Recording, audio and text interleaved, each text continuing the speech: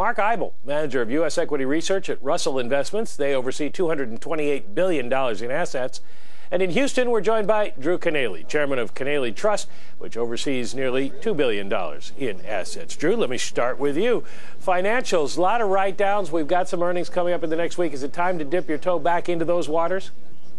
Nope, it's not time to dip your toes back into those waters yet. We still have a long way to go before the financial statements of our lending institutions stabilize.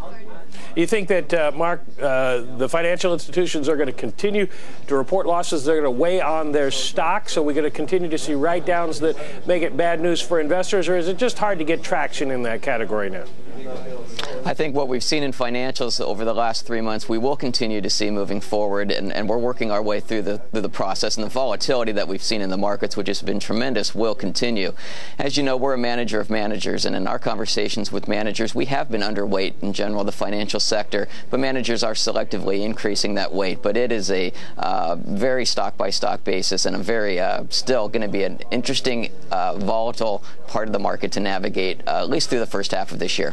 Once we do see a bottom, Drew, would you go back into financials, or has the business model changed such that we're seeing fairly priced stocks right now?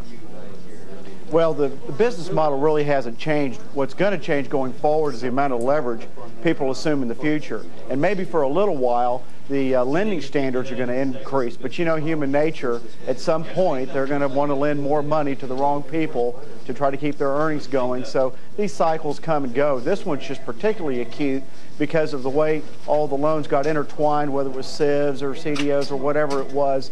Nobody was quite prepared for that. And then how all the institutions were kind of dependent upon each other kind of caught everybody off guard, especially the Federal Reserve.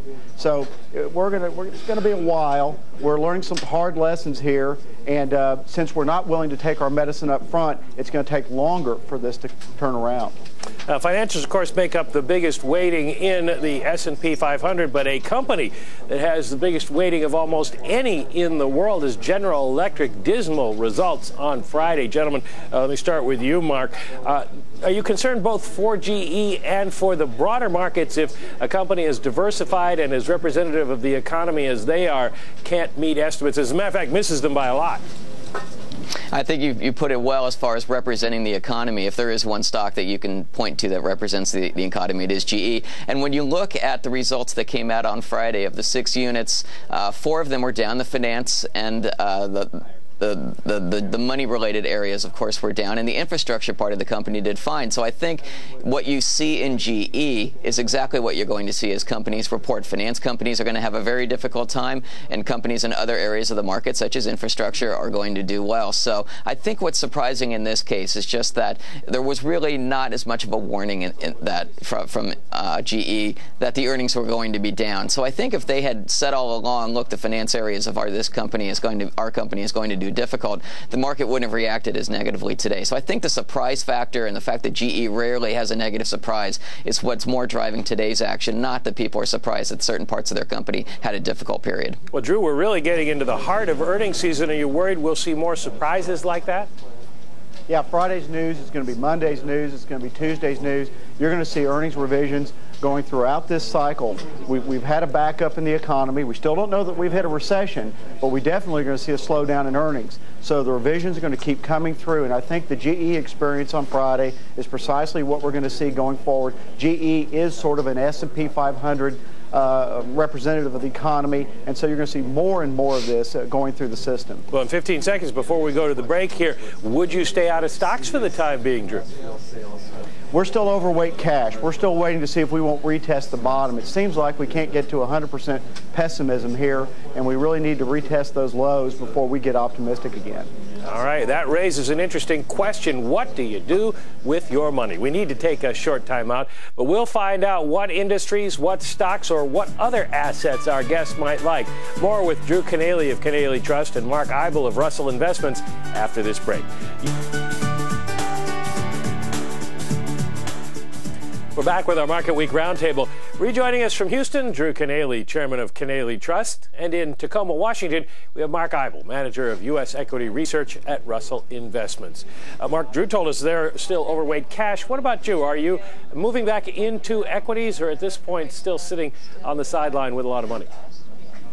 Well, we recommend for our clients, we're a manager of managers, as you know, and we recommend diversified portfolios. So we're not making a decision as far as when to be in the market or not. Our funds, our equity funds are always going to be in the market. So our managers don't make that decision. We let our clients make those types of asset allocation decisions. So in that case, we are in the market. All right. What are you in the market at this point? What would you be overweight? Our managers are still have more of a growth bias when you roll it up into our multi-manager funds, as they've had for over the last year. So overweighting areas such as technology, healthcare, underweighting financials, though as I mentioned, that gap seems to be narrowing a little bit, and selectively overweighting some of the materials areas and underweighting areas slightly related to the consumer. Well, tell me about materials, because with GE's news, people might be afraid of that sector.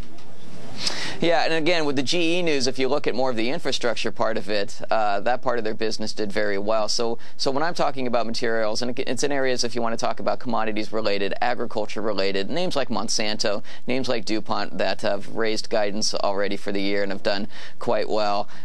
Defense names have done well, and names that we've overweighted in our strategy as well. So it's really selective pockets that we believe, our managers believe, will benefit the global story, the global growth story, which might be slowing down a bit, but we think is still stronger than it is in the U.S. Drew, Mark mentioned healthcare, classic defensive strategy.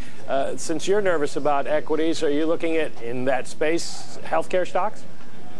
Yeah, we're looking at healthcare stocks, but with an eye on the election coming up. You know, any talk about changing the healthcare system, you never know which part of the healthcare system it's going to adversely affect. So we like healthcare in a defensive sense, but we're very cautious about it. When you say the election, what specifically would you look to see what's going to affect the stock?